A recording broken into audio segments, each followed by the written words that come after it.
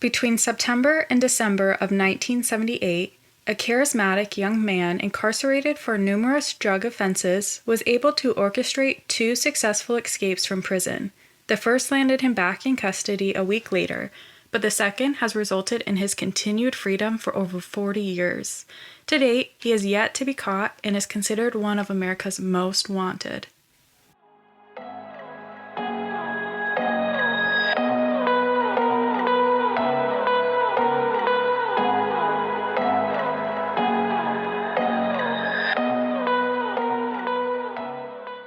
Welcome to Without a Trace. I'm your host, Jolynn. Every file holds a mystery. Every story deserves to be heard. This is Larry's story. Larry Chism was born on December 19, 1948 in Forest City, Arkansas, to Millard Chism Jr. and Frances Chism.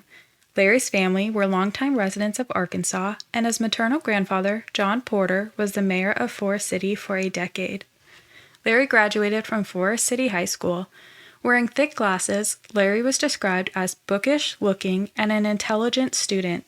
His yearbook lists him as a member of the Glee Club, choir, Latin Club, and motorcycle club, and he ran track. After high school, Larry enrolled in the University of Memphis with plans of becoming a lawyer. In August 1968, Larry married Elizabeth Wirtz, a native of Forest City. At the time, the couple were living in West Memphis, Arkansas, while Larry was attending school. In 1970, Larry was drafted into the U.S. Army and served in Vietnam in a combat role. He was awarded 2 medals for his service. In 1972, he returned to the United States and resumed his studies at the University of Memphis. Larry began committing serious crimes after his return from Vietnam. Ironically, he was weeks away from finishing his law degree when he was first arrested in 1974 for operating a drug smuggling business. Authorities discovered that Larry was employing other students to transport drugs into Mexico.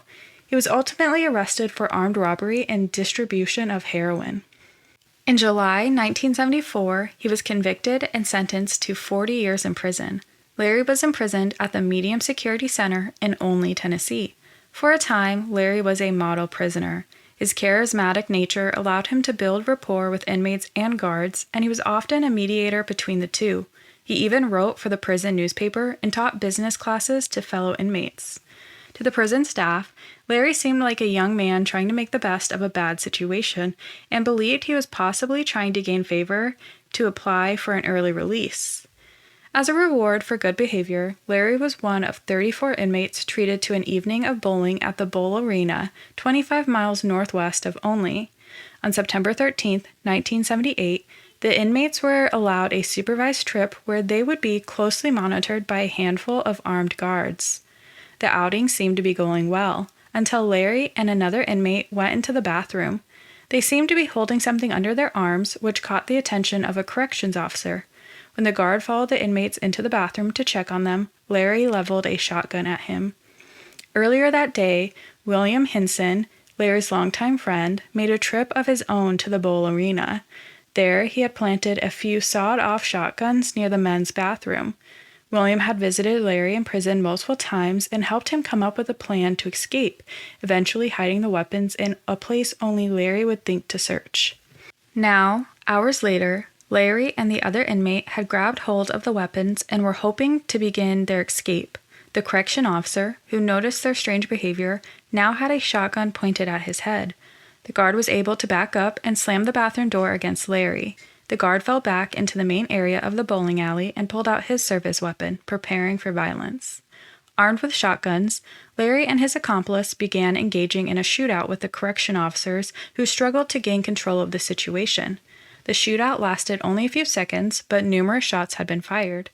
The guard that had initially struggled with Larry laid on the ground in critical condition. Larry began to make his escape from the bowling alley with the help of 3 inmates: Ronald Lyons, a man serving a 50-year sentence for armed robbery, and George Bonds and Floyd Brewer, who were both serving decades-long rape sentences. They gathered the weapons from the 4 helpless officers. The 4 escaping inmates then took a female employee of the bowling alley hostage, leading her outside at gunpoint. Outside, the inmates carjacked a vehicle belonging to another employee of the bowling alley. They began speeding towards the nearby Dixon Municipal Airport. There, Larry and the other 3 inmates freed their female hostage, but turned the sights of their weapons to the owner of the airport, who was a pilot himself. The man was forced to quickly prepare his 4-seat plane as the inmates demanded he fly them out of Tennessee into neighboring Arkansas. Within minutes, the 4 escaping inmates were in the air, along with the pilot and his young son.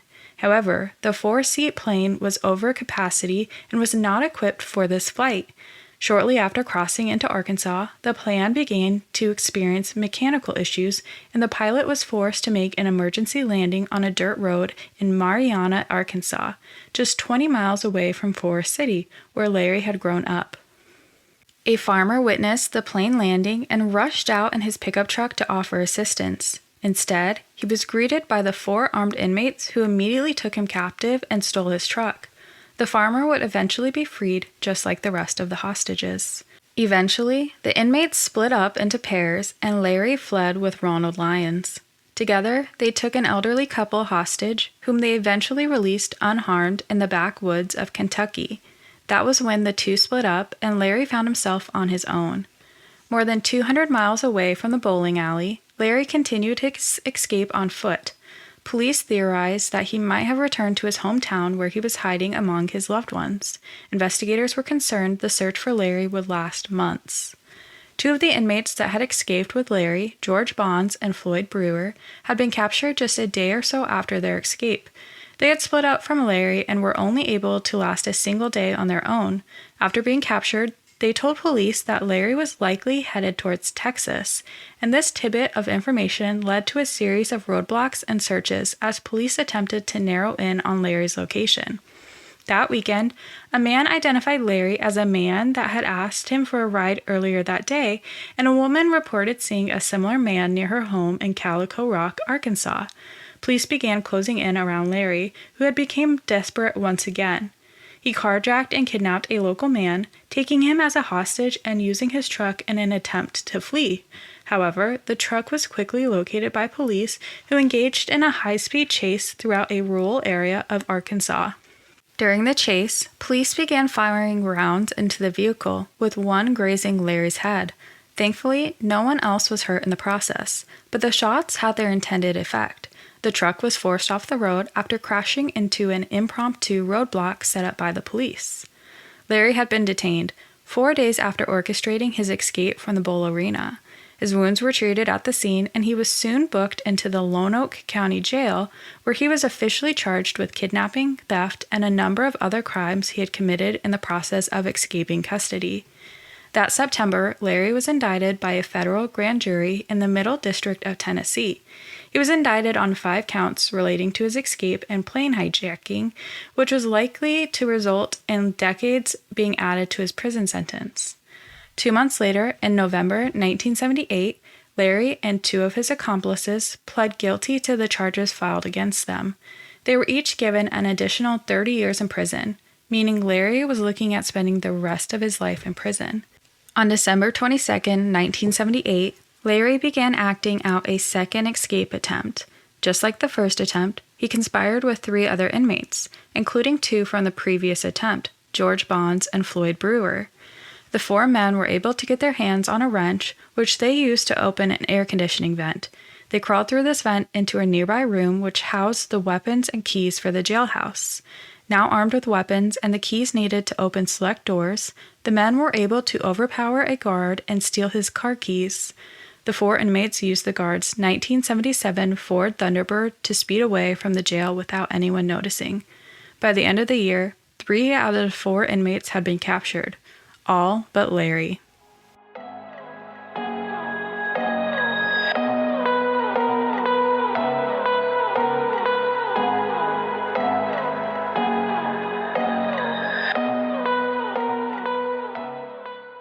Police believed Larry had fled to the area of Little Rock, Arkansas, where he was able to blend into society using a new name.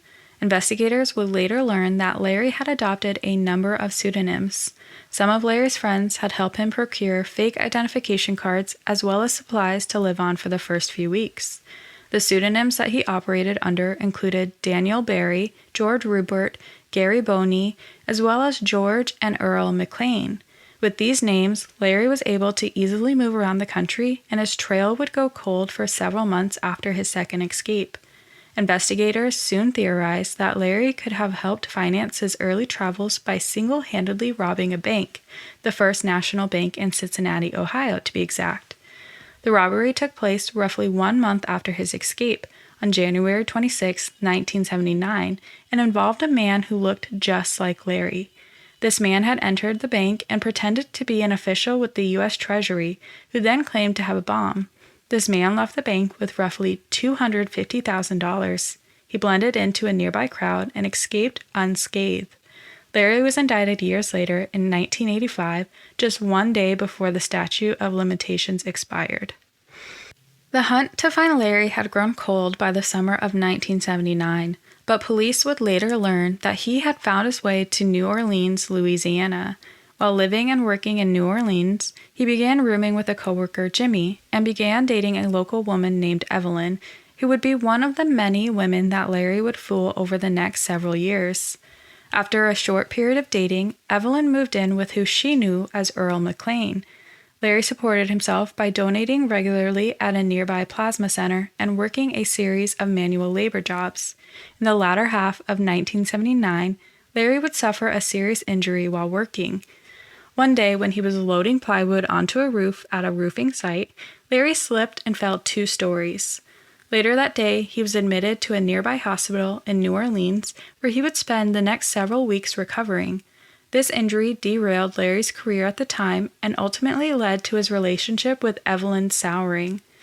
At the beginning of 1980, the two split up, with Evelyn learning about Larry's true identity. Following the split, she moved in with some family members of hers, abandoning the apartment they had once shared. Larry then moved to Mobile, Alabama, where his friend Jimmy had just moved. There, he was able to find some more roofing work and began to settle into a routine. However, he wasn't able to last in Mobile for long as Evelyn decided to speak with the FBI, giving them information about Larry and where he could be found. Somehow, though, Larry was able to evade the FBI, always remaining 1 step ahead. While living in Alabama, Larry continued working a series of manual labor jobs. Using his charm, he was able to obtain a number of girlfriends, whom he would live with for short periods of time. One of these girlfriends was a young woman named Linda Hicks, whom Larry had moved in with during the first half of 1980. Larry had been notified that the FBI was looking for him, so Linda fled with Larry out of the state. Larry and Linda turned their attention east towards Florida. Eventually, they decided to stop in Georgia, then began heading north towards South Carolina. During this trip, the pair mostly slept in their car, but occasionally stopped in low-cost motels to rest and shower. They had not been able to run away with much in the way of cash, so they relied on odd jobs that they could find at service stations, as well as a few stops to blood donation centers.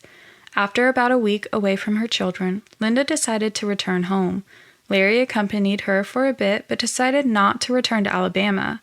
When she spoke to the FBI, Linda said that she left Larry behind at a rest stop in Meriden, Mississippi, and had not seen or spoken to him since.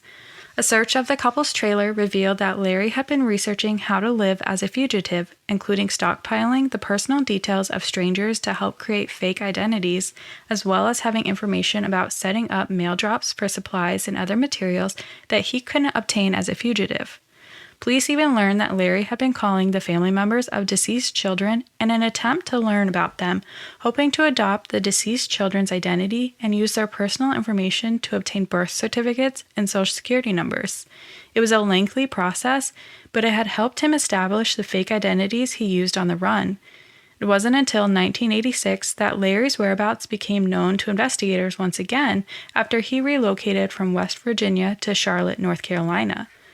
While living in Charlotte, Larry adopted another alias, the one he would become most closely associated with, Kenneth Lamar Brookins. Under this name, he applied for a driver's license on September 29, 1988, and listed his address as an apartment building on South Tyrone Street. It is believed Larry was living with a woman who went by the name Deborah Brookins. The two claimed to be married, and according to their names, they were. However, this mysterious woman was just as much as a mystery as Larry was, with police today still not knowing her true identity. Living in Charlotte, the two seemed to have at least one daughter. However, they might have had up to 3 daughters who went by the names Brenda, Barbie, and Sandy. Only one of the daughters was ever confirmed by eyewitnesses. The eldest daughter, Brenda, who was described as looking a lot like Deborah and who might have attended school in the Charlotte area. But the existence of the 2 younger daughters has not been ruled out. For a while, this family unit lived in a motel while Larry began looking for work in Charlotte. They began attending a local church where they obtained assistance with food and clothing. Larry and his adopted family seemed to have settled into a quiet life in Charlotte, and he soon began to work for a home building company in Matthews, North Carolina. Deborah found a job closer to home at a laundromat with flexible hours. They eventually moved into an apartment and owned 2 vehicles. Sheldon Lewis was one of Larry's coworkers and friends who only knew him as Kenneth Brookins. Larry never spoke much about his past, other than some vague statements in which he admitted to smuggling weed from Mexico with his friends years prior. This statement, which wasn't too far from the truth, didn't really surprise Sheldon, as Larry was a regular weed smoker who was growing plants of his own inside his apartment. Sheldon later told police that on at least one occasion, Larry had expressed an interest in returning to Mexico. On January 3, 1990, the life that Larry built in North Carolina came crashing down. That evening, Unsolved Mysteries aired a segment about Larry's escape from prison over a decade prior. In an effort to keep his freedom, Larry fled with his family. Together, they left behind almost everything besides the clothing on their backs. Investigators would only be able to pick up Larry's trail one final time in Atlanta, Georgia. He'd been in Atlanta in December of 1990, roughly 11 months after his getaway from Charlotte, and police knew this because he sold his van to another roofer in Atlanta who bought the van for his work. Unfortunately, he would not register the vehicle for close to a year, so it wasn't until 1991 that police learned about this, close to 2 years after his last sighting in Charlotte. This last stop in Atlanta, Georgia, on December 4, 1990, would be Larry's last known location. In the decades since, he has become a ghost and has rightfully been one of America's most wanted men. Thank you for listening to Without a Trace. I hope you enjoyed our deep dive into Larry's disappearance. If you enjoyed today's episode, please subscribe and follow Without a Trace on social media, and join me next week as I dive into another case.